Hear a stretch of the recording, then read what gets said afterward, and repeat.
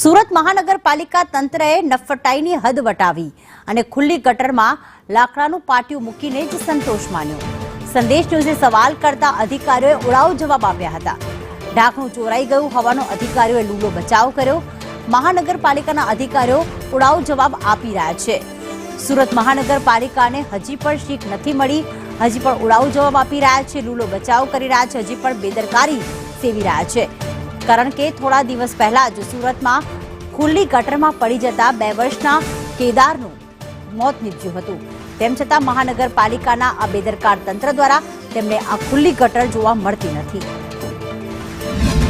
કેદારના મોત બાદ પણ સુરત મહાનગરપાલિકાનું નફ્ફટ તંત્ર છે તે જાગી નથી રહ્યું અને સુરતના સિંગનપોર 4 રસ્તા પર આ પ્રમાણે જે ખુલ્લી ગટર છે તે મૂકી દેવામાં આવી છે. સંદેશ ન્યૂઝે જ્યારે અહેવાલ પ્રસારિત કર્યો ત્યારે મહાનગરપાલિકાનું નગર તંત્ર જાગ્યું છે અને અત્યારે આ પ્રમાણે લાકડાની પ્લેટ મૂકીને સંતોષ માની લીધો છે, પરંતુ તેનો કાયમી ઉકેલ નથી કરવામાં આવ્યો. જે ગટર છે તે આશરે 20 ફૂટ જેટલી ઊંડી ગટર છે અને મેઇન રોડની ઉપર જ આ ગટરનું ઢાંકણું નથી અને ગટર ખુલ્લી મૂકી દેવામાં આવી છે. જ્યારે કેદારનું ઘટના બની હતી ત્યારે પણ આ જ પ્રમાણે જે કહેવાય કે રોડ ઉપર જે ખુલ્લી ગટર હતી અને કેદાર ગરકાવ થઈ ગયો હતો.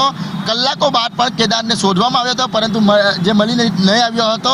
ત્યારબાદ મહાનગરપાલિકાનું નફ્ફટ તંત્ર જાગ્યું હતું અને દાવા કરી રહ્યું હતું કે હવે કોઈ પણ પ્રકારની જે કહેવાય કે ઘટના નહીં સર્જાય, દુર્ઘટના નહીં સર્જાય, તમામ ગટરો છે તે બંધ કરી દેવામાં આવશે. પરંતુ કેટલાક કલાકોથી આ ગટર છે તે ખુલ્લી મૂકી દેવામાં આવી છે. હજારો વાહન પાસે શું કહેશો ભાઈ, ખુલ્લી ગટર મોતને આમંત્રી રહ્યું એવું લાગી રહ્યું છે? 100% સાચી વાત છે.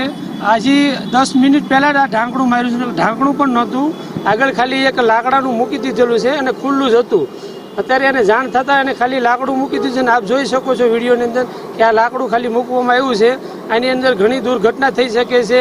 મેઇન રોડ છે, સિંગણપુર 4 રસ્તા છે, કતારગામ વિસ્તારની અંદર, અને વાહનોનું અવર જવર છે અને આ વાહનોને પણ દુર્ઘટના થઈ શકે છે.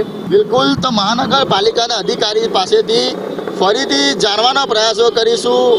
ભાઈ, તમને ક્યારે ખબર પડી? જોઈ શકાય છે કે પોતાનું મોઢું છુપાવી રહ્યા છે. ભાઈ, ક્યારે ખબર પડી? ફેમસ થવા માટે નહીં કર બધું. ફેમસ થવા માટે ખોટે આયા સવારે ઢાંકણ ચોરાયું છે.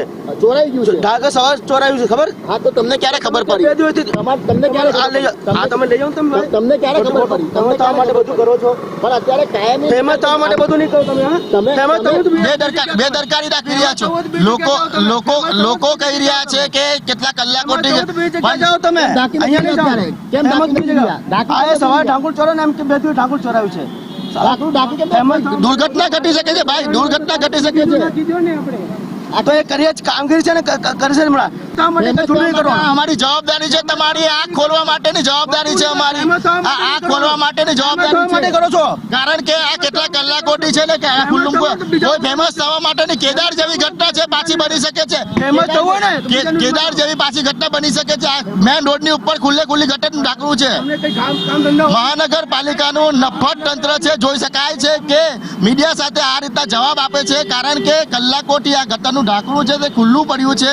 અને સંદેશ ન્યૂઝે જ્યારે અહેવાલ પ્રસારિત કર્યો ત્યાર બાદ આવી પહોંચ્યા છે અને અત્યારે કહી રહ્યા છે કે ફેમસ થવા માટે નહીં, પરંતુ સંદેશ ન્યૂઝે પોતાની સામાજિક જવાબદારી છે તે સ્વીકારી છે અને આ ખુલ્લું ગટરનું ઢાંકણું છે તે બતાવ્યું છે. પરંતુ મહાનગરપાલિકાનું નફ્ફટ તંત્ર છે તે આ પ્રમાણે લાકડાનું પાટિયું મૂકીને અત્યારે સંતોષ માની લીધો છે અને હજી પણ કોઈ દુર્ઘટનાની રાહ જોઈ રહ્યું છે, કારણ કે હજારો લોકો છે તે આ મેઇન રોડ પરથી પસાર થઈ રહ્યા છે અને આ ગટર છે તે 20 ફૂટ ઊંડી છે.